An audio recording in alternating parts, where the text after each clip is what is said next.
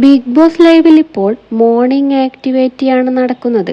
ടാസ്കിൽ പറയുന്നത് 3 പേരെ സെലക്ട് ചെയ്യാനാണ്. ഒന്നാമത്തെ ആളെ അനാവശ്യമായിട്ട് വ്യൂവേഴ്സിലേക്ക് ശ്രദ്ധ കിട്ടാൻ വേണ്ടി കളിക്കുന്ന ആളുടെ പേര് പറയുക. രണ്ടാമതായി സേഫ് ഗെയിം കളിച്ച് മുന്നോട്ട് പോകുന്ന ആളുടെ പേര് പറയുക. മൂന്നാമത്തെ ബിഗ് ബോസ് ടൈറ്റിൽ വിന്നറാകാൻ സാധ്യതയുള്ള ആളുടെ പേര്. ആദ്യം തന്നെ ഷാനവാസാണ് വന്ന് പറയുന്നത്. അനീഷിനെ തന്നെ പറയുന്നുമുണ്ട്. അനാവശ്യമായിട്ട് പ്രശ്നമുണ്ടാക്കുന്ന ആളാണ് അനീഷ് എന്ന് പറയുന്നു.